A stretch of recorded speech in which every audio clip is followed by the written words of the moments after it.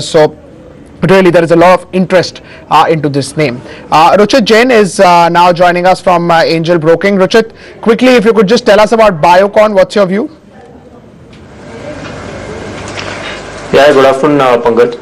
Overall, we have seen there is a high top, high bottom structure continuing in this stock. What has happened that in the recent consolidation phase, 89 EMA on the daily chart has acted as a crucial support, which is coming around 1050, 1055 range. So I think the support base has now shifted higher around 1050. The trend continues to remain positive. So traders who are holding the long portions, they should continue to hold the long portions, keeping stop loss below 1050. And on the higher side, I think the stock has the potential to continue its up move up to 1220, 1230 kind of levels. Right. What will be your call on Aurobindo Pharma? That's now among the top losers. Pankaj, what has happened in this market since last few days, the stocks which have underperformed, they have continued with the underperformance, specifically speaking some of the pharma names such as Lupin, Aurobindo Pharma and such names. So I think even Aurobindo Pharma has breached its crucial support, which was around 620, which was the low registered in the month of December. So probably this downside momentum could continue further. On the lower side, the next support is seen somewhere around 580, which is still low from current levels. So I think one should not do any kind of bottom fishing only because the stock has corrected. Till there is any kind of confirmation of prices forming a firm bottom or forming a firm support, one should clearly stay away. I think tomorrow or maybe next week we would see further correction in this name.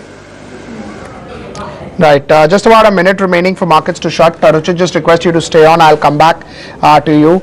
In terms of Nifty, 9,343. That's where the futures for next month is. It's about 23 points down, 9,227. So in the end, markets did give up a lot of gains. Hindalco down about 1%. Kotak Bank, of course, it's a results impact, 1.6% higher, 912 for Kotak Bank. Tata Steel was down 1.5%, 446 for Tata Steel. Tata Power down around 1%, 84 rupees, and HDFC Limited down around 1.5%.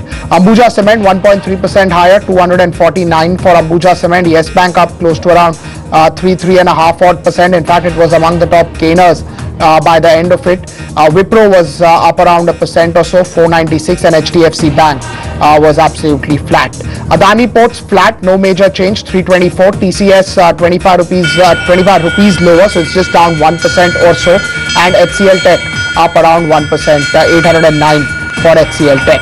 The Coal India down around 1.5%. Tata Motors DVR down up around 2 rupees or so, and Cipla was up about 6 to 7 rupees.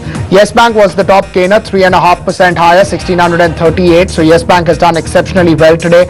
Of course, it's one of the top movers in the series as well. Would have been about 8 to 8.5% on the higher side. That's Yes Bank for you. 4.2 million shares traded. ACC up around 2%, 1637 for ACC.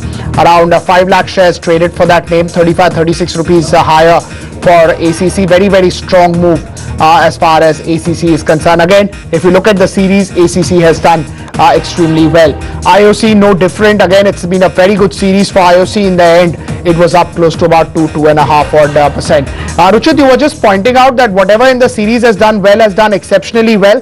Is that the reason why you're seeing some of these top gainers the way they are? You have the likes of IOC in the top gainer, Yes Bank in the top gainer, and some of these cement names.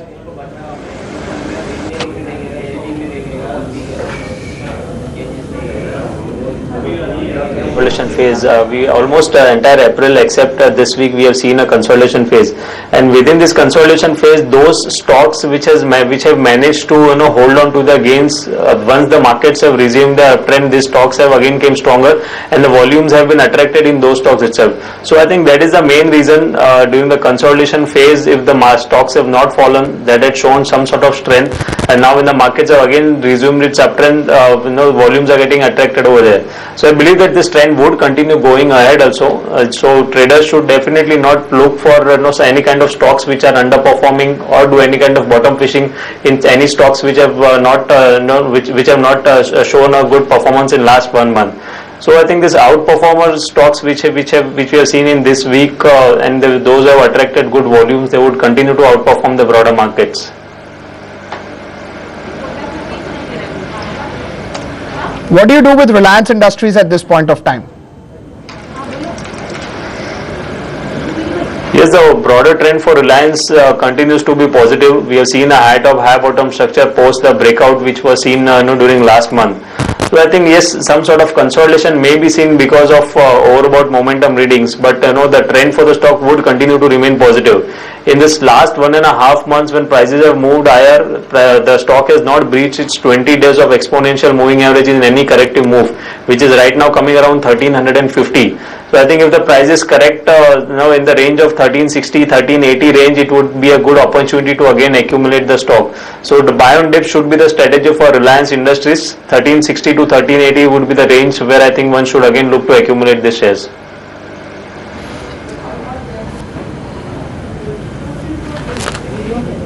Richard, thank you so much for taking out time for us. Always good to get a perspective from you. We have the adjusted close with us, 9,342, so 9 points. It's a classic case of an expiry.